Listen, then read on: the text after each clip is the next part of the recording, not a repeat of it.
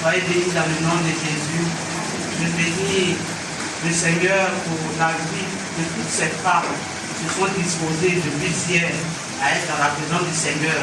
Celles qui sont venues nous aussi, je bénis le nom du Seigneur pour leur vie. Je bénis aussi le nom du Seigneur pour les hommes de Dieu qui sont là, principalement notre pasteur principal. Depuis hier, il est là, il nous assiste. Je bénis le nom du Seigneur pour sa vie. Pour les hommes aussi qui sont là, qui nous assistent, je bénis le Seigneur pour votre vie. Car Jésus-Christ, il est fidèle. Nous allons voir notre thème. Notre grand thème, c'est la femme vertueuse. Hier, je disais que c'est tiré dans Proverbe 31 à partir du verset 10. Et on a traité le sous-thème. Le rôle de la femme dans le foyer. Aujourd'hui, on va traiter un autre sous-thème. Le rôle de la femme dans l'église. Parce que tout ça là rentre dans le cadre de la femme vertueuse. Donc on va parler aujourd'hui du rôle de la femme dans l'église. Donc pour commencer, on va faire une petite introduction.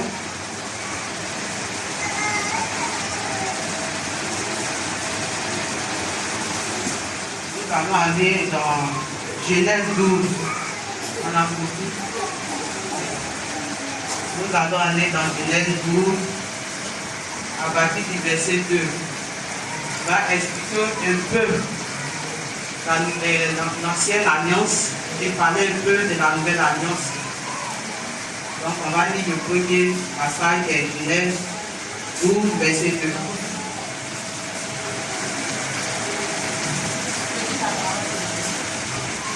Genèse chapitre 12 à partir du verset 2. Je ferai de toi une grande nation et je te bénirai. Je rendrai ton nom grand et tu seras une source de bénédiction. Je bénirai ceux que tu bénis. Je bénirai ceux qui te béniront et je maudirai ceux qui te maudiront. Et toutes les familles de la terre seront bénies en toi. Abraham partit, comme l'Éternel le lui avait dit. Et Lot partit avec lui. C'est Genèse 12, verset 2. De 1 à 2, c'est bon. Alléluia. Donc, je vais lire ce verset pour aller un peu dans l'ancienne alliance. L'ancienne alliance qui se trouve dans l'Ancien Testament. Et ici, nous allons lire Genèse 12, verset 2, qui parle de l'alliance que le Seigneur a tissée avec Abraham. Il a dit ici, Abraham, il dit, je ferai de toi une grande nation, et je te bénirai, je rendrai ton nom grand, et tu seras une source de bénédiction. Vous savez, Abraham était je peux dire, dans une contrée, dans une nation païenne. Donc Dieu va faire sortir Abraham, son nom c'était Abraham. Dieu va faire sortir Abraham de cette nation. Il va lui dire, il faut quitter ta patrie. Il faut quitter ta nation. Il faut partir. Abraham va obéir et il va partir. Et à partir de là, le Seigneur va lui dire qu'il va établir l'alliance avec Abraham. Il va rendre le nom d'Abraham grand. Et il va lui accorder une grande descendance. Vous comprenez? Il va lui accorder une grande descendance. Et à partir de là, Dieu a tissé une alliance avec Abraham. Et Abraham est parti de là. Et Abraham a eu des enfants. Il a eu Isaac. Isaac a eu Jacob. Jacob a fait les 12 tribus. Et à partir des 12 tribus, ils se sont retrouvés tous en Égypte. En Égypte, ils ont souffert là-bas. Il fallait que le Seigneur les fasse sortir par Moïse. Donc ils sont sortis, ils ont traversé, ils sont passés par la mer Rouge. Nous savons un peu l'histoire, comment ils ont traversé la mer Rouge. Dieu a fondu la mer Rouge en deux et ils ont traversé. Et ils sont allés vers le mont Sinaï. À partir de là-bas, Dieu va établir une autre alliance avec Moïse. Là, c'est là, on va parler des lois. C'est là, Dieu va parler à Moïse, va lui donner des lois. Voilà ce que je veux que tu fasses. Vous comprenez? Là, à Moïse, il parlait même à Abraham, il lui parlait directement. Le Seigneur lui parlait directement. Et à partir d'Abraham, on va voir Josué, jusqu'à ce qu'on arrive maintenant dans la nouvelle alliance. Dans la nouvelle alliance, là, c'est Jésus qui vient. Jésus, nous savons tous que Jésus, il est Dieu. Il y a des gens qui disent que Jésus n'est pas Dieu. D'autres disent que Jésus, il est le Fils de Dieu. Bon, chacun a sa manière d'interpréter. Et moi, je sais que quand tu lis dans 2 Jean, vers la fin de 2 Jean, il parle que Jésus est le Dieu véritable. Donc pour nous, Jésus est Dieu. Donc c'est Dieu même qui s'est fait en chair. Pour venir, quand tu lis dans le livre de Jean, à partir du verset 1 jusqu'à un peu en bas, tu vois comment la parole s'est fait chair. Ça explique un peu jusqu'à ce que Jésus lui-même vienne prendre le corps de l'homme. Il vient voir comment l'homme souffre. Parce qu'on était perdus. On était perdus et Dieu avait tissé une alliance seulement qu'avec Israël. Nous, les nations païennes, on n'était pas concernés par ça. C'était seulement que Israël était concerné. Donc il fallait sauver l'humanité qui était perdue. Donc Dieu lui-même, il devait venir. Parce que Dieu lui s'était dit, il n'est pas un Dieu pour mentir. Ce qu'il a dit là, c'est ça qu'il fait. Quand il a dit ça, il fait ça. Dans le monde spirituel, il y a des lois qu'on ne viole pas. Donc Dieu il devait venir lui-même en chair pour venir sauver l'humanité. C'est là que Jésus va venir. Il va venir, il va mourir à la croix et il va être ressuscité le 3e jour. Et quand il est ressuscité le 3e jour, il est monté au Père. Mais quand il partait, il a dit qu'il ne va pas nous laisser comme ça. Il va envoyer le consolateur. C'est à partir de là que le Saint-Esprit va descendre le jour de la Pentecôte sur les 120 personnes qui étaient dans la chambre haute. Tout ce que je dis, ça se vérifie dans la Bible. Tout est dedans. Dans la chambre haute, le Saint-Esprit est descendu sur les 120 personnes. Parmi ces 120 personnes, il y avait des hommes, il y avait des femmes. C'est précisé aussi qu'il y avait Marie, mère de Jésus, qui était là-bas aussi. Et à partir de là, Pierre, ce jour-là, il va parler, il va prêcher l'évangile et il va avoir 3000 personnes qui vont se convertir à l'évangile. Et il va leur dire que cela a été dit dans Joël. On va prendre Actes des Apôtres. C'est pas ça, on va lire Actes des Apôtres. On va reprendre Actes des Apôtres.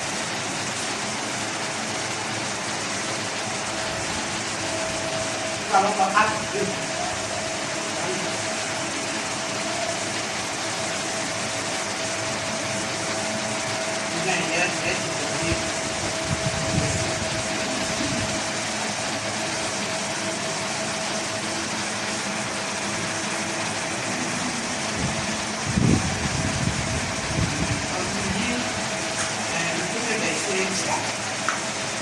Après, on va lire à partir du verset 17. Là, des apôtres, le premier verset, le jour de la Pentecôte, ça veut dire verset 3, on commence à lire à partir du verset 17. Actes, verset 15. Actes chapitre 2, verset 1 à 3. Le jour de la Pentecôte, ils étaient tous ensemble dans le même lieu. Tout à coup, il vint du ciel un bruit comme celui d'un vent impétueux. Et il remplit toute la maison où ils étaient assis. Des langues, semblables à des langues de feu, leur apparurent séparées les unes des autres et se posaient sur chacun d'eux. Verset 17. Dans les derniers jours, dit Dieu, je répondrai de mon esprit cher. Vos fils et vos filles prophétiseront. Vos jeunes gens auront des visions. Et vos vieillards auront des songes. Amen. Vous voyez, il dit dans les derniers jours,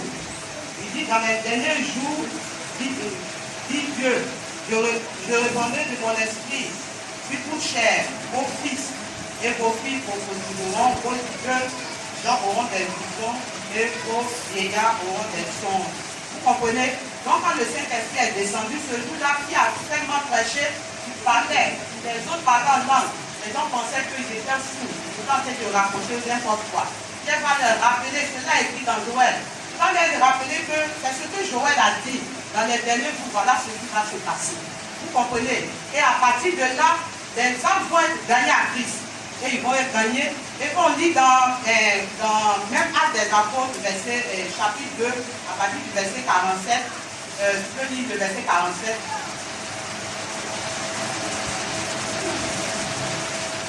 Verset 47.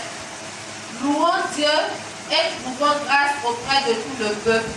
Et le Seigneur ajoutait chaque jour à l'église ceux qui étaient sauvés. Alléluia. Donc c'est le mot église là que je cherchais. Chaque jour dans l'église. C'est-à-dire chaque fois que le Seigneur se glorifiait, il couchait des personnes lesquelles allaient à Christ, qui s'ajoutaient à l'église. Donc c'est à partir de là que l'église va se former. Donc on va expliquer un peu, parce que je dis le sous-thème c'est le rôle de la femme dans l'église. Donc on va expliquer un peu l'église. Quand moi j'ai fait mes recherches, on parle d'église, bon, je vais expliquer en grec, c'est un mot grec, on dit ecclésia, appelé ordre. C'est-à-dire c'est la communauté de tous les chrétiens de la Nouvelle Alliance. Ils s'unissent. C'est-à-dire la communauté de tous les chrétiens de la Nouvelle Alliance. Tous ceux qui acceptent Christ, qui sont dans la Christ, ils font partie de l'église. C'est-à-dire l'église, ce n'est pas le bâtiment, c'est toi et moi. Nous tous, nous faisons partie de l'église. Lorsqu'on s'assemble quelque part, on forme une église. Aujourd'hui, quand on parle de l'église, nous, on voit des dénominations, des bâtiments. Non, c'est toi et moi. C'est ce qu'on appelle le corps de Christ. Donc, à partir de là, l'église va se former. Mais l'église s'est formée pas seulement avec les hommes, il y avait aussi des femmes. Parce que comme on lit dans Actes des Apôtres, là, il dit chaque jour, ceux qui étaient gagnés étaient ajoutés. C'était ajouté à l'église. On ne précisait pas si c'était des hommes ou des femmes. Donc, ils étaient ajoutés à l'église. Donc, c'est-à-dire, c'est pour dire un peu, pour expliquer un peu la naissance de l'église. Pour dire aussi que l'église, c'est toi et moi qui formons l'église. Et nous sommes appelés à œuvrer pour le Seigneur. On ne vient pas dans l'église pour s'asseoir. C'est pour faire l'œuvre du Seigneur. Donc, en tant que femme, quel sera notre rôle dans cette église? Quelle sera notre place? Qu'est-ce que nous devons faire concrètement dans l'église? C'est ce qu'on va tout à l'heure expliquer. Mais je vais expliquer cela par des exemples. Par des exemples, on va voir certaines femmes qui ont œuvré pour le Seigneur. Mais on va commencer dans l'Ancien Testament, dans l'Ancienne Alliance. On va parler des femmes qui ont œuvré pour le Seigneur. D'abord, on ne parlait pas d'église, mais à des femmes qui étaient touchées par le Saint-Esprit. Parce que le Saint-Esprit descendait sur les vies sporadiquement. Si tu as un fait disposé, le Saint-Esprit vient, descend sur ta vie, tu fais l'œuvre du Seigneur. Si tu deviens bizarre, le Saint-Esprit peut se retirer de toi. C'est le cas de Saül. Quand il a commencé à désobéir au Seigneur, le Saint-Esprit s'est retiré. Il est parti sur David. Donc le Saint-Esprit n'était pas comme ça, comme maintenant, où le Saint-Esprit habite en nous. Christ même habite en nous. Vous comprenez? J'espère que vous comprenez quelque chose.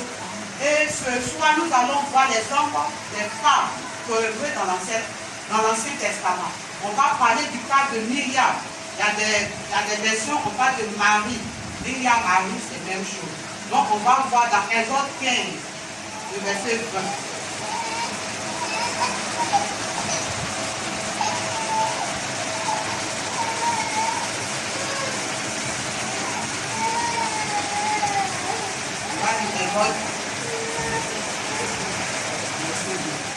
Exode 15, verset. Marie la prophétesse, sœur d'Aaron, et toutes les femmes vinrent après elle, avec des tambourins et en dansant. Alléluia. Donc nous voyons le cas de Myriam. Et quand on dit Marie. Je vais prendre le verset d'abord.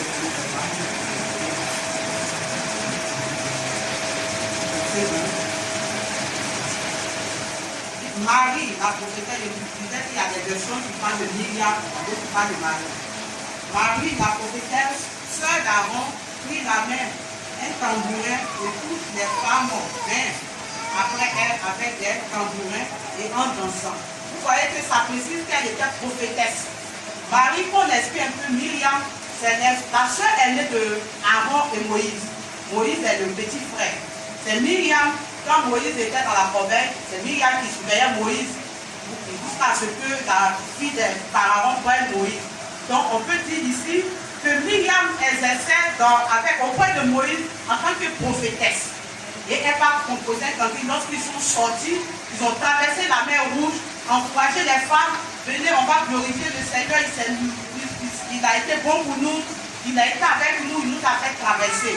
Et elle a composé ce cantique. Mais Myriam, dans le même temps, elle va aussi faire des choses qui ne vont pas être bien. Elle va commencer à critiquer Moïse avec Aaron. Elle va critiquer Moïse avec Aaron. Et le Seigneur ne va pas jouer avec elle. Le Seigneur ne va pas jouer avec elle. Parce que Elle n'est pas l'autorité. Lorsque une femme travaille auprès d'un homme, le Seigneur va te bénir. Cette femme était auprès de Jésus.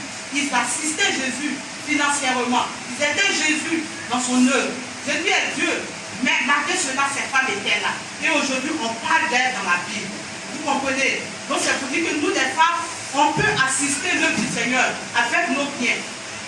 Avec nos biens, on peut faire l'œuvre du Seigneur avec nos biens.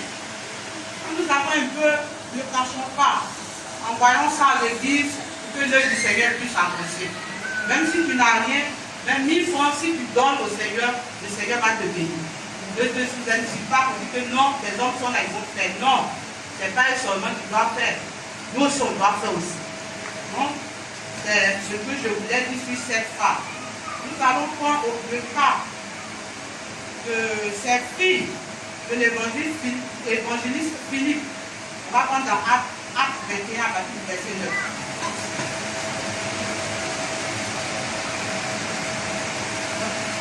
Excusez-moi, on prend le cas de Marie de Magdala. On va prendre son cas d'abord. Dans Jean 20. On va prendre son cas d'abord et puis on va continuer.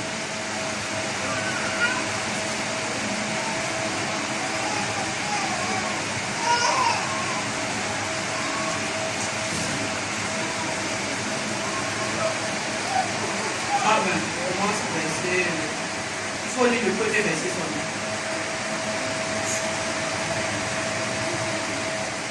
Verset 1. Le premier jour de la semaine, Marie de Magdala se rendit au sépulcre dès le matin. On puisse aussi leur faire du mal.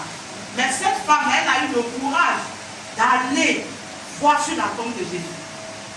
Et c'est elle qui a su la première que la pierre qu'ils ont mis, parce qu'avant en Israël, on n'enterrait pas les gens comme maintenant, c'est-à-dire dans les grottes. On les met là-bas. Et puis on ferme le coin par une pierre. Puis le bois est là-bas. Donc elle est partie voir, elle a vu que la pierre qui était là, qui bouchait d'entrée du tout, était enlevée. Vous comprenez? Cette femme a eu ce courage-là. Et c'est elle qui a annoncé la première que Jésus a été ressuscité. La autre version où Jésus s'est présenté à elle. C'est elle qui a annoncé la première. C'est pour dire que la femme a venu annoncer l'évangile. On doit sortir et parler de la parole de Dieu pour que les âmes soient gagnées. Parce que l'enfer se remplit de jour en jour. Nous devons sortir pour annoncer l'évangile, pour que les âmes soient gagnées à Christ. Quand nous faisons cela, nous sommes bénis. Donc cette femme-là, elle a œuvré pour le Seigneur. Aujourd'hui, on parle d'elle encore dans la Bible. Donc c'est pour vous dire que la femme doit évangéliser. On ne doit pas s'asseoir là pour dire que l'évangélisation, c'est seulement les hommes ou bien c'est le pasteur. Non, on a appelé à évangéliser, à parler de la part du Seigneur. Que les âmes soient gagnées. Ça, c'est le cas de Marie-Madeleine, la mère Marie-Madeleine. Nous allons voir le cas des filles de l'évangéliste Philippe qui ont prophétisé. Ça, c'est dans Acte 21, verset 9. Vous voyez que le Seigneur les a utilisées dans la prophétie. Elles ont prophétisé. Vous comprenez? Ça explique cela dans Acte 21, à partir du verset 9. Acte 21, verset 9. Il avait 4 filles vierges qui prophétisaient. Alléluia. Vous voyez que les dons là, c'est distribué à tout le monde. Il faut que tu te disposes seulement. Si tu te disposes, tu vas recevoir tous ces dons-là. Que ce soit le don de prophétie, que ce soit les dons de miracles, que ce soit tous ces dons-là qui sont cités ici. Vous voyez, tous ces dons, si tu te disposes, tu auras tous ces dons-là. C'est parce qu'on ne se dispose pas que ces dons ne se manifestent pas en nous. Vous voyez, ces jeunes filles, elles étaient vierges, elles se sont disposées, le Saint-Esprit est venu en elles, elles vont commencer à prophétiser, à annoncer les oracles de Dieu. Donc c'est pour dire qu'on doit se disposer quand nous sommes dans l'œuvre du Seigneur, dans la maison du Seigneur. Parce que si on ne se dispose pas, le Saint-Esprit ne va pas travailler au travers de nous. Et on sera vite. On voit que les femmes ne sont pas disposées, elles n'ont pas un mouvement fort dans l'église, c'est pas bon. Pas bon. On doit être spirituel, disposé. Le Saint-Esprit doit travailler en nous. Vous comprenez? Alléluia. Donc c'est pour parler du cas de ces filles qui ont prophétisé. On va parler du cas de Dorcas, de Tabitha.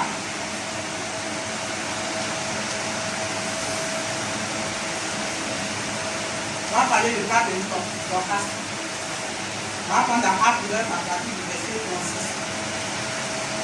Je sais que nous savons tous, nous connaissons tous l'histoire de cette grande femme au grand cœur, ce qu'elle a fait pour l'œuvre du Seigneur.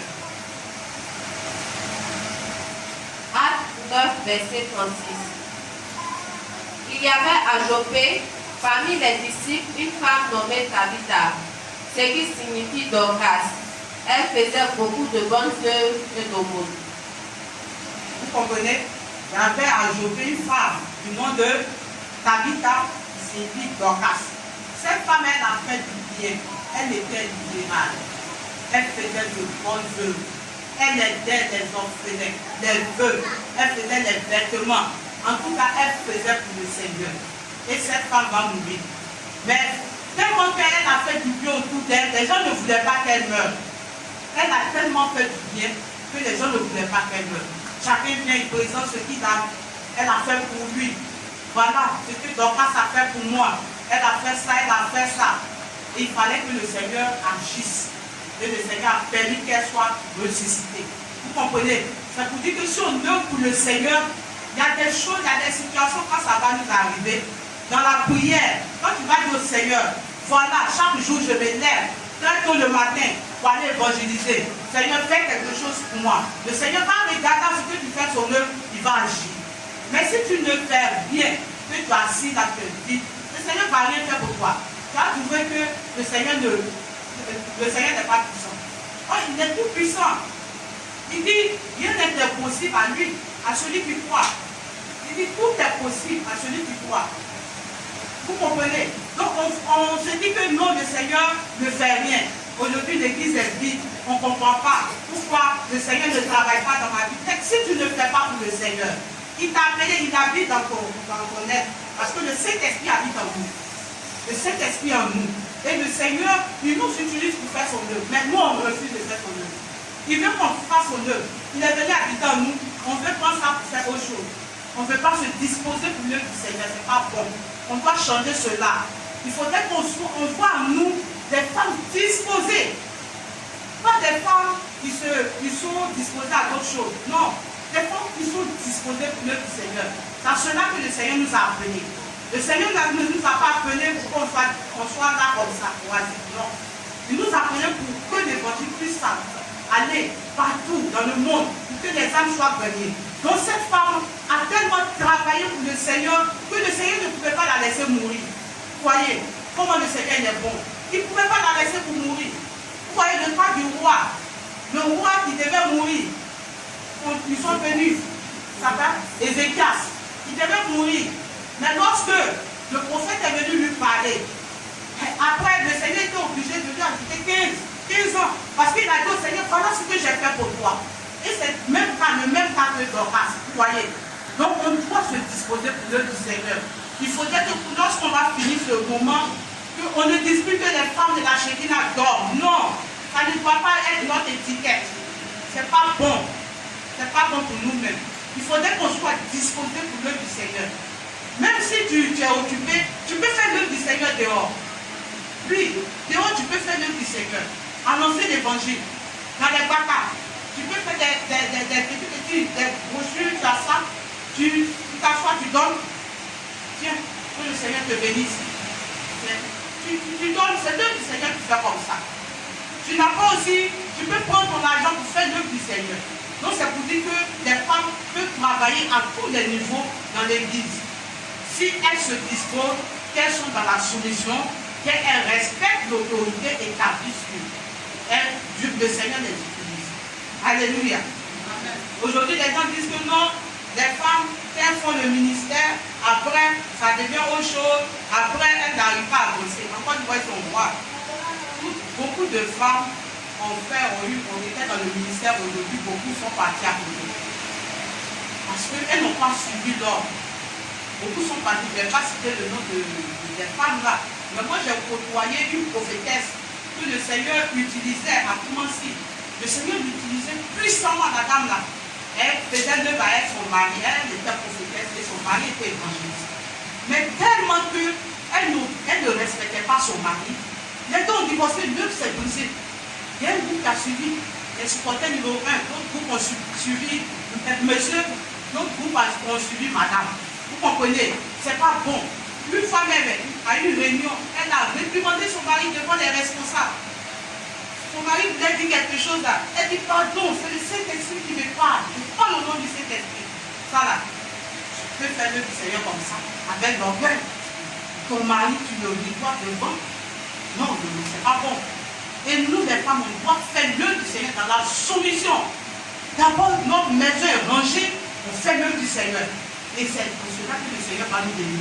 Parce que si le foyer là n'est pas rangé là-bas, que tu dis tu as appelé prophétesse, tu as appelé évangéliste, tu as appelé comme, tu ne pourras pas réussir. Parce que déjà même tu ne respectes pas l'autorité qui est ton mari à la maison, tu ne pourras pas réussir parce que déjà tu violes la loi du Seigneur. Vous comprenez? Donc nous devons faire l'œuvre du Seigneur dans la soumission. Et ces femmes qu'on est en train de voir les cas, c'est dans la soumission qu'elles vont faire l'œuvre du Seigneur.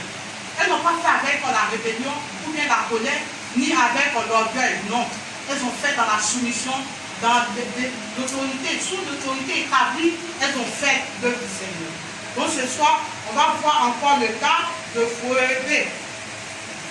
On va voir ça dans Romains 16, à partir du verset 1. On va voir son cas. On va lire Romains 16, à partir du verset 1.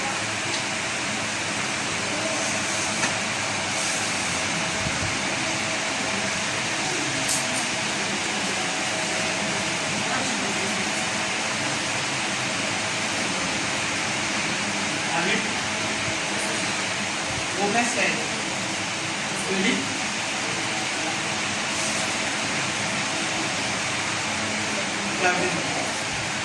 Verset 1. Romains 16, verset 1. Je vous recommande Phoebe, notre sœur qui est diaconesse de l'église de Sancheré, afin que vous la receviez en notre Seigneur d'une manière digne des saints, et que vous l'assistiez dans les choses où elle aurait besoin de vous, car elle en a donné, aidé à plusieurs et à moi-même. Vous comprenez? Cette femme, elle était diaconesse. Vous comprenez? Donc, Paul va donner des recommandations à son sujet, de la recevoir comme des saints. On parle des saints, on peut voir les apôtres là. Vous voyez, qu'est-ce qu'elle a fait pour que Paul donne une telle recommandation? C'est parce que tu as œuvré pour le Seigneur. Quand tu dis au verset 2, je vais dire, bon, vous comprenez bien ce qu'elle a fait.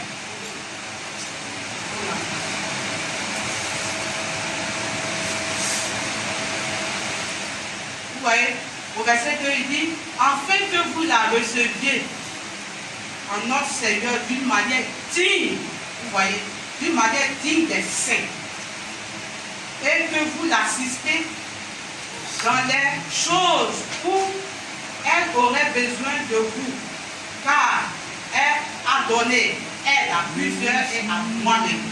Vous comprenez? C'est-à-dire cette femme, elle était une femme au grand cœur. Elle était diaconesse dans l'église. Aujourd'hui, quand on parle du diaconesse, l'homme de Dieu explique toujours. L'homme de Dieu explique toujours. Ça a été institué au temps des apôtres. Toute l'église se remplissait. Les apôtres n'arrivaient plus à pouvoir s'occuper de tout le monde. On devait établir des personnes pour pouvoir aider ceux qui venaient dans l'église, les fidèles, ceux qui s'ajoutaient à l'église. Et c'était leur rôle d'aider, de conseiller, leur rôle de soutenir. C'était le rôle que ces diacres faisaient dans l'église primitive.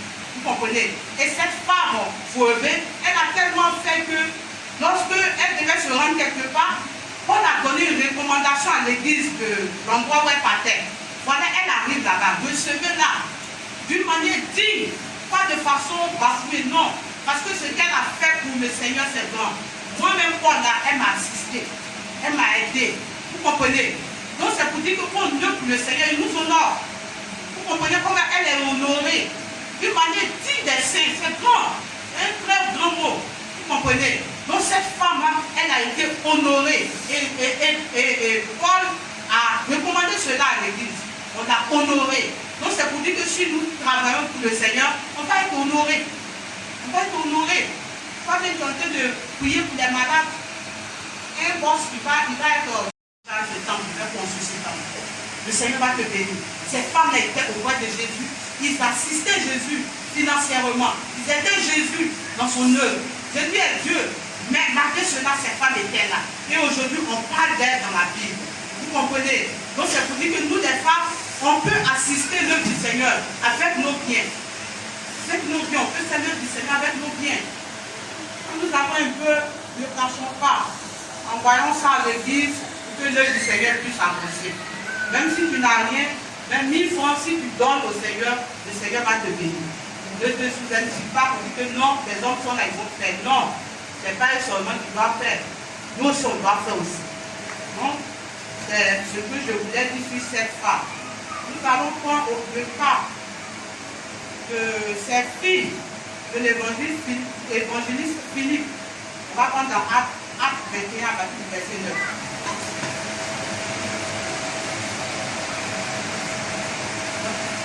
Excusez-moi, on prend le cas de Marie de Magdala. On va prendre son cas d'abord.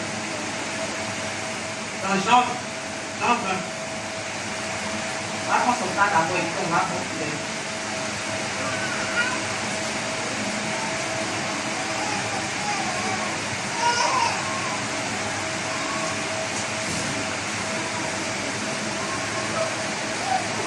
On commence verset. Il faut lire le premier verset seulement. 20 verset 1. Le premier jour de la semaine, Marie de Magdala se rendit au sépulcre dès le matin. On puisse aussi leur faire du mal. Mais cette femme, elle a eu le courage d'aller voir sur la tombe de Jésus. Et c'est elle qui a su la première que la pierre qu'ils ont mis, parce qu'avant en Israël, on n'enterrait pas les gens comme maintenant. C'est-à-dire dans les grottes. On les met là-bas, et puis on ferme le coin par une pierre. Et puis le corps est là-bas. Donc elle est partie voir, elle a vu que la pierre qui était là, qui touchait l'entrée du trou, était enlevée. Vous comprenez? Cette femme a eu ce courage-là. Et c'est elle qui a annoncé la première que Jésus a été ressuscité. Dans d'autres versions où Jésus s'est présenté à elle. C'est elle qui a annoncé la première. C'est pour dire que la femme a venu annoncer l'évangile. On doit sortir et parler de la parole de Dieu pour que les âmes soient gagnées. Parce que l'enfer se remplit de jour en jour. Nous devons sortir pour annoncer l'évangile, pour que les âmes soient gagnées à Christ. Quand nous faisons cela, nous sommes bénis. Donc cette femme-là, elle a œuvré pour le Seigneur. Aujourd'hui, on parle d'elle encore dans la Bible. Donc c'est pour vous dire que la femme doit évangéliser. On ne doit pas s'asseoir là pour dire que l'évangélisation, c'est seulement les hommes ou bien c'est le pasteur. Non, on a appelé à évangéliser, à parler de la part du Seigneur, pour que les âmes soient gagnées. Ça, c'est le cas de Marie-Madeleine, l'appelle Marie-Madeleine. Nous allons voir le cas des filles de l'évangéliste Philippe qui ont prophétisé. Ça, c'est dans Acte 21, verset 9. Vous voyez que le Seigneur les a utilisées dans la prophétie. Elles ont prophétisé. Vous comprenez? Ça explique cela dans Acte 21 à partir du verset 9. Acte 21, verset 9. Il avait 4 filles vierges qui prophétisaient. Alléluia. Vous voyez que les dons là, c'est distribué à tout le monde. Il faut que tu te disposes seulement. Si tu te disposes, tu vas recevoir tous ces dons-là. Que ce soit le don de prophétie, que ce soit les dons de miracle, que ce soit tous ces dons-là qui sont cités ici. Vous voyez, tous ces dons, si tu te disposes, tu auras tous ces dons-là. C'est parce qu'on ne se dispose pas que ces dons ne se manifestent pas en nous. Vous voyez, ces jeunes filles, elles se sont disposées, le Saint-Esprit est venu en elles, elles ont commencé à prophétiser, à annoncer les oracles de Dieu. Donc c'est pour dire qu'on doit se disposer quand nous sommes dans l'œuvre du Seigneur, dans la maison du Seigneur. Parce que si on ne se dispose pas, le Saint-Esprit ne va pas travailler au travers de nous. Et on sera vite. On voit que les femmes ne sont pas disposées, elles n'ont pas un mouvement fort dans l'église, c'est pas bon. C'est pas bon. On doit être spirituel, disposé. Le Saint-Esprit doit travailler en nous. Vous comprenez? Alléluia. Donc c'est pour parler du cas de ces filles qui ont prophétisé. On va parler du cas de Dorcas, de Tabitha.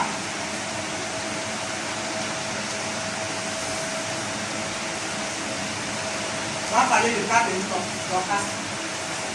On va prendre Acte 9 à partir du verset 36.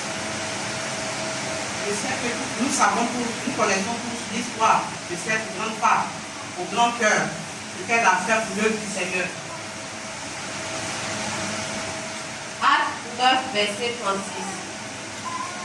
Il y avait à Joppé, parmi les disciples, une femme nommée Tabitha, ce qui signifie Dorcas. Elle faisait beaucoup de bonnes œuvres et d'aumônes. Vous comprenez? Il y avait à Joppé une femme du nom de Tabitha, qui signifie Dorcas. Cette femme, elle a fait du bien. Elle était libérale. Elle faisait de bonnes œuvres. Elle aidait les orphelins, les veuves. Elle faisait les vêtements. En tout cas, elle faisait pour le Seigneur. Et cette femme va mourir. Mais tellement qu'elle a fait du bien autour d'elle, les gens ne voulaient pas qu'elle meure. Elle a tellement fait du bien que les gens ne voulaient pas qu'elle meure. Chacun vient, il présente ce qu'il a. Elle a fait pour lui. Voilà ce que Dorcas a fait pour moi. Elle a fait ça, elle a fait ça. Et il fallait que le Seigneur agisse. Et le Seigneur a permis qu'elle soit ressuscitée. Vous comprenez? Ça vous dit que si on œuvre pour le Seigneur, il y a des choses, il y a des situations quand ça va nous arriver. Dans la prière, quand tu vas dire au Seigneur, voilà, chaque jour je me lève, très tôt le matin, pour aller évangéliser. Seigneur, fais quelque chose pour moi. Le Seigneur va regarder ce que tu fais son œuvre, il va agir. Mais si tu ne fais rien, que tu es assis dans ta vie, le Seigneur ne va rien faire pour toi. Tu vas trouver que le Seigneur n'est pas puissant. Oh, il est tout puissant. Il dit, rien n'est impossible à lui, à celui qui croit. Il dit, tout est possible à celui qui croit. Vous comprenez? Donc on se dit que non, le Seigneur ne fait rien. Aujourd'hui, l'église est vide. On ne comprend pas pourquoi le Seigneur ne travaille pas dans ma vie. Si tu ne fais pas pour le Seigneur, il t'a appelé, il habite dans ton être. Parce que le Saint-Esprit habite en nous. Le Saint-Esprit en nous. Et le Seigneur, il nous utilise pour faire son œuvre. Mais nous, on refuse de faire son œuvre. Il veut qu'on fasse son œuvre. Il est venu habiter en nous. On veut prendre ça pour faire autre chose. On ne veut pas se disposer pour l'œuvre du Seigneur. Ce n'est pas bon. On doit changer cela. Il faudrait qu'on voit en nous des femmes disposées. Pas des femmes qui sont disposées à d'autres choses. Non. Des femmes qui sont disposées pour l'œuvre du Seigneur. C'est à cela que le Seigneur nous a appelés. Le Seigneur ne nous a pas appelés pour qu'on soit là comme ça. Non. Il nous a appelés pour que l'évangile puisse aller partout dans le monde, pour que les âmes soient gagnées. Donc cette femme a tellement travaillé pour le Seigneur que le Seigneur ne pouvait pas la laisser mourir. Vous voyez comment le Seigneur est bon. Il ne pouvait pas la laisser pour mourir. Vous voyez le cas du roi. Le roi qui devait mourir. Ils sont venus. Ça s'appelle Ézéchias. Il devait mourir. Mais lorsque le prophète est venu lui parler, après le Seigneur était obligé de lui ajouter 15 ans. Parce qu'il a dit au Seigneur, voilà ce que j'ai fait pour toi. Et c'est le même cas que Dorcas. Vous voyez. Donc on doit se disposer pour l'œuvre du Seigneur. Il faudrait que lorsqu'on va finir ce moment, qu'on ne dise plus que les femmes de la Shekinah dorment. Non, ça ne doit pas être notre étiquette. C'est pas bon. C'est pas bon pour nous-mêmes. Il faudrait qu'on soit disposé pour l'œuvre du Seigneur. Même si tu es occupé, tu peux faire l'œuvre du Seigneur dehors. Oui, dehors tu peux faire l'œuvre du Seigneur. Annoncer l'évangile. Dans les bacs, tu peux faire des brochures, tu as ça. Tu t'assois, tu donnes. Tiens, que le Seigneur te bénisse. Tu donnes, c'est l'œuvre du Seigneur qui fait comme ça. Tu n'as pas aussi, tu peux prendre ton argent pour faire l'œuvre du Seigneur. Donc c'est pour dire que les femmes peuvent travailler à tous les niveaux dans l'église. Si elles se disposent, qu'elles sont dans la soumission, qu'elles respectent l'autorité établie sur elles, le Seigneur les utilise. Alléluia. Aujourd'hui, les gens disent que non, les femmes, elles font le ministère, après, ça devient autre chose, après, elles n'arrivent pas à bosser. Encore une fois, ils sont rois. Beaucoup de femmes on était dans le ministère aujourd'hui, beaucoup sont partis à côté. Parce qu'elles n'ont pas suivi l'ordre. Beaucoup sont partis, je ne vais pas citer le nom des femmes là. Mais moi j'ai côtoyé une prophétesse que le Seigneur utilisait à Koumansi. Le Seigneur l'utilisait puissamment, la dame là. Elle faisait l'œuvre avec son mari, elle était prophétesse et son mari était évangéliste. Mais tellement qu'elle ne respectait pas son mari, les gens ont divorcé, l'œuvre s'est brisée. Il y a un groupe qui a suivi. les supporters numéro 1, d'autres groupes ont suivi monsieur, d'autres groupes ont suivi madame. Vous comprenez? C'est pas bon. Une femme même, à une réunion, elle a réprimandé son mari devant les responsables. Son mari voulait dire quelque chose là. Elle dit pardon, c'est le Saint-Esprit qui me parle. Je prends le nom du Saint-Esprit. Ça là, tu peux faire le Seigneur comme ça, avec l'orgueil. Ton mari, tu le redois devant. Non, c'est pas bon. Et nous, les femmes, on doit faire l'œuvre du Seigneur dans la soumission. D'abord, notre maison est rangée, on fait l'œuvre du Seigneur. Et c'est pour cela que le Seigneur va nous bénir. Parce que si le foyer là n'est pas rangé là-bas, que tu dis tu as appelé prophétesse, tu as appelé évangéliste, tu as appelé comme, tu ne pourras pas réussir. Parce que déjà même tu ne respectes pas l'autorité qui est ton mari à la maison, tu ne pourras pas réussir parce que déjà tu violes la loi du Seigneur. Vous comprenez? Donc nous devons faire l'œuvre du Seigneur dans la soumission. Et ces femmes qu'on est en train de voir les cas, c'est dans la soumission qu'elles vont faire l'œuvre du Seigneur. Elles n'ont pas fait avec la rébellion ou bien la colère, ni avec l'orgueil, non.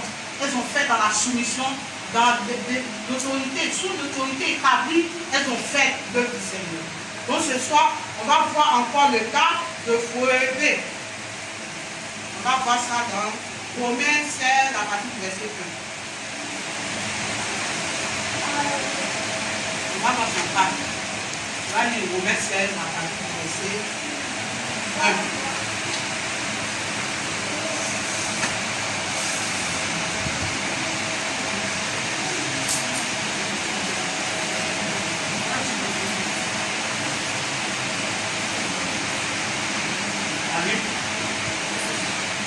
Romains 16.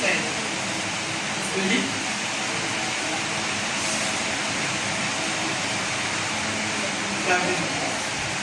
Verset 1. Romains 16, verset 1. Je vous recommande Phoebe, notre sœur qui est diaconesse de l'église de Sancheré, afin que vous la receviez en notre Seigneur d'une manière digne des saints, et que vous l'assistiez dans les choses où elle aurait besoin de vous, car elle en a donné, aidé à plusieurs et à moi-même. Vous comprenez?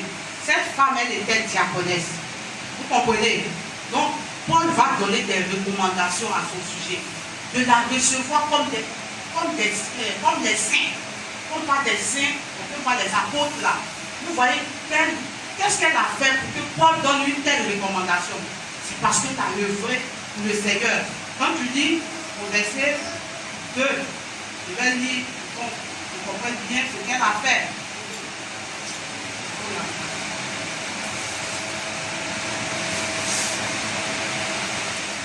Vous voyez, au verset 2, il dit, afin que vous la receviez en notre Seigneur d'une manière digne, vous voyez, d'une manière digne des saints, et que vous l'assistez dans les choses où elle aurait besoin de vous, car elle a donné, elle à plusieurs et à moi-même.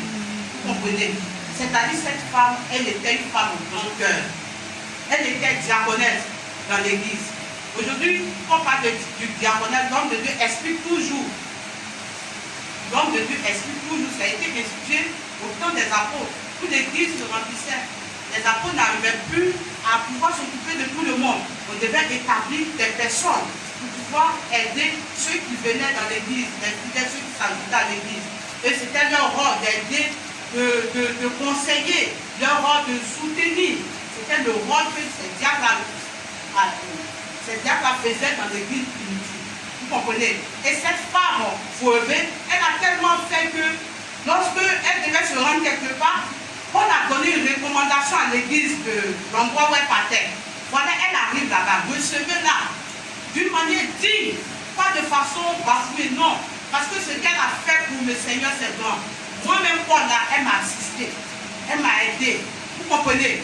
Donc c'est pour dire que pour le Seigneur, il nous honore. Vous comprenez comment elle est honorée d'une manière digne des saints, c'est grand, un très grand mot. Vous comprenez? Donc cette femme-là, elle a été honorée. Et Paul a recommandé cela à l'église. On l'a honorée. Donc c'est pour dire que si nous travaillons pour le Seigneur, on va être honoré. On va être honoré. On va être en train de prier pour les malades. un boss, il récompense ceux qui font plus. Tu ne fais pas pour lui, là, il ne te récompense pas. Donc, pour celles qui sont appelées à l'œuvre, ne vous découragez pas. Faites l'œuvre du Seigneur. Si le Seigneur vous a appelé à évangéliser, faites. Vous a appelé à intercéder, faites. Il vous a appelé à prier pour les malades, allez-y. À être prophétesse, faites l'œuvre du Seigneur avec un bon cœur, dans l'ordre, dans l'humilité. Vous allez voir que le Seigneur va vous bénir. Il y a des bénédictions qui vont vous surprendre. Vous-même, vous êtes des qui ne croyez pas. Dis Seigneur, c'est à moi que tu fais ça. Tu ne crois pas. Parce que le Seigneur a regardé la disposition de ton cœur, de ton cœur. C'est le cas de cette femme qui a travaillé pour le Seigneur et voilà, l'a honoré. Nous allons voir le cas de Priscille et Aquilas dans Acte 18. On va voir ça dans Acte 18 à partir du verset 2. Acte 18, verset 2. Il trouva un juif nommé Aquilas, originaire du Pont, récemment arrivé d'Italie avec sa femme Priscille, parce que Claude avait ordonné à tous les juifs de sortir de Rome, et il se lia avec eux. Donc, là, il dit le verset 26.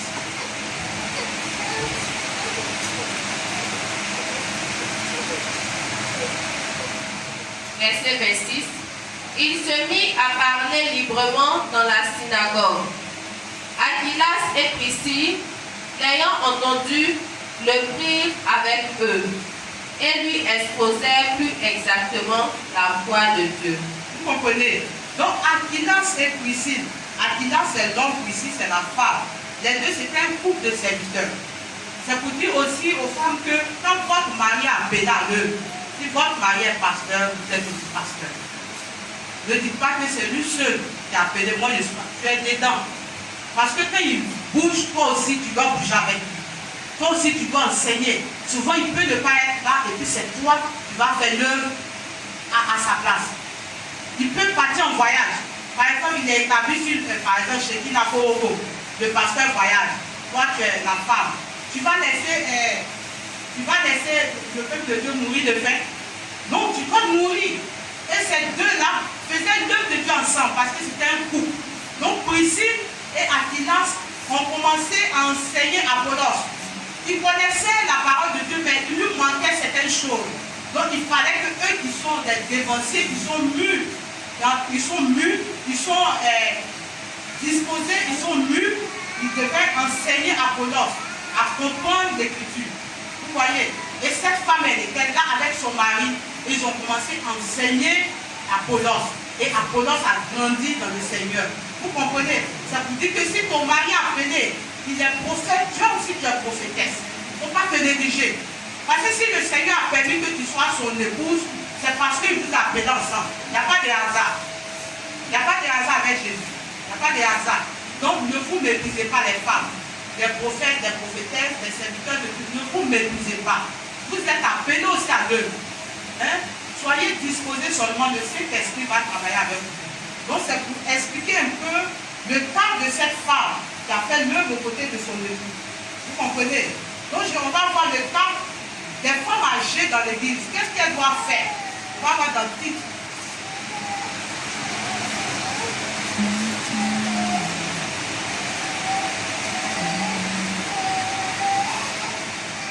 Nous allons voir le titre 2. Je prends le verset, tu lis le verset 1. Il faut lire à partir du verset 4. Non, verset 3. Lis le verset 3. Tu viens de lire. Dit que les femmes âgées doivent aussi avoir des périodes propices à la sainteté, d'être ni médisantes, ni adonnées au vin, qu'elles doivent donc donner de bonnes instructions. Vous comprenez? À partir du verset 4, dans le but d'apprendre aux jeunes femmes à aimer leur mari et leurs enfants. Vous comprenez? Ici, les femmes âgées dans l'église, on peut dire que c'est nous qui sommes les femmes âgées dans l'église. Nous devons aider les jeunes qui viennent dans l'œuvre. Aujourd'hui, le Seigneur, nous sommes mûrs. Spirituellement, on est un peu assis. On comprend certaines choses de la vie par rapport aux jeunes qui sont là. Donc nous, on ne doit pas s'asseoir là comme ça et les laisser rétrograder. Non, on doit au contraire souvent les appeler, leur donner des conseils, faire des réunions avec ces jeunes filles-là, les aider. Comment tenir des foyers, nous qui avons duré dans les foyers, on doit leur expliquer un peu. Le foyer là, c'est comme ça, on s'occupe d'un homme. Donc on doit aider aussi les jeunes filles. On ne doit pas s'asseoir là aussi. On doit être là, aider aussi les jeunes filles qui grandissent dans le Seigneur. C'est à cela que le Seigneur va nous bénir. Parce que si on les laisse comme ça, qu'ils rétrogradent, le Seigneur peut nous demander des comptes. Parce qu'on a laissé une âme partie. Une âme là. De toute façon, ça coûte cher devant le Seigneur. Ce n'est pas du jeu. Quand une personne rétrograde, ce n'est pas bon. Dans l'église, quand une personne rétrograde, ce n'est pas bon. Jésus même a dit, quand il a 100 brebis, les 99 sont là. Mais quand une brebis sort comme ça, là, il fait tout possible pour aller chercher pour venir. Vous comprenez? C'est pour dire que nous, les femmes, on ne doit pas se minimiser. On ne doit pas se dire qu'on n'est pas appelé à eux. On peut servir le Seigneur à tous les postes. Que ce soit être diacre, diaconesse, que ce soit prophète, prophétesse, évangéliste, pasteur. On peut servir à tous les postes dans l'église. Mais dans l'humilité, dans l'ordre du Seigneur, sous l'autorité d'un homme établi. C'est ce qu'on doit faire. C'est sous l'autorité d'un homme établi. Si l'homme n'est pas établi sur toi, ne te lève pas pour pas aller faire ton œuvre. Pour pas aller faire ton œuvre, c'est pas bon. Tu vas t'attirer des malédictions. Tu ne pourras pas aller de l'avant. Tu vas aller faire ton œuvre. Alléluia. Pour conclure, nous sommes presque à 20 heures. Pour conclure,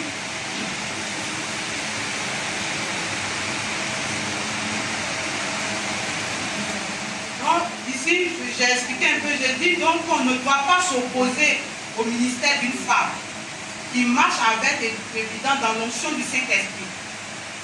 Si ça est le Saint-Esprit que le Seigneur lui a révélé, on ne doit pas s'opposer. Vous dites non, toi qui es femme, tu ne peux pas être évangéliste. Non, on ne doit pas s'opposer.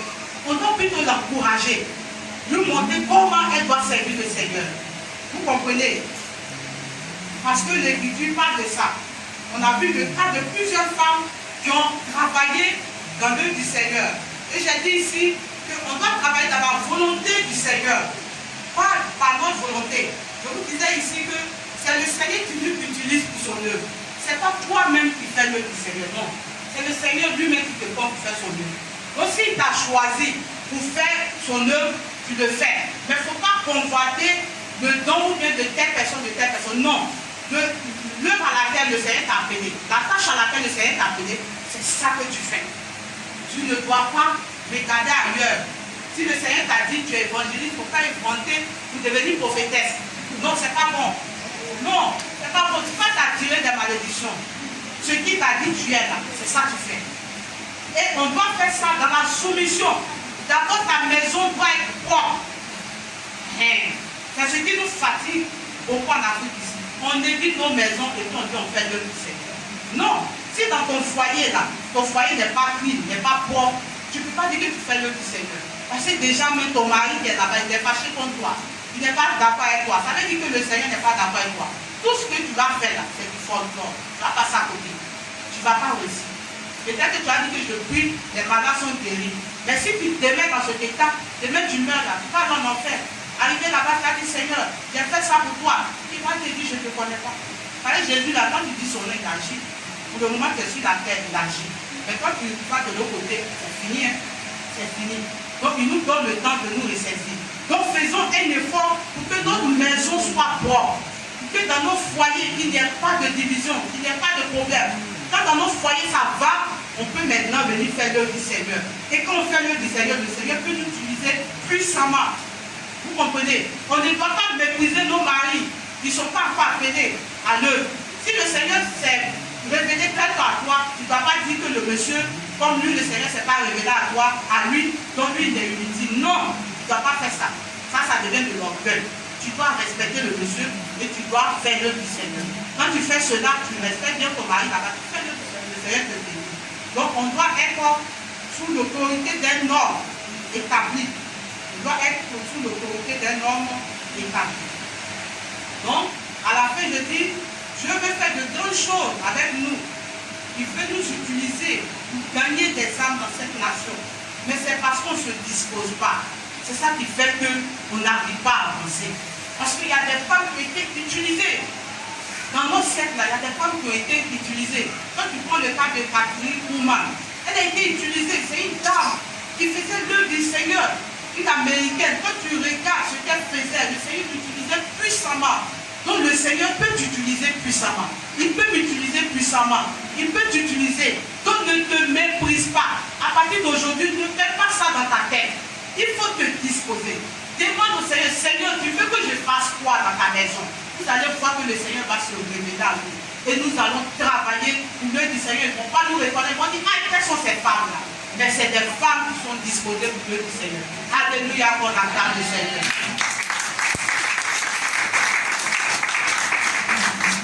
Alléluia. Nous sommes à la fin de cette deuxième partie. On va se tenir debout et on va prier. D'abord, avant de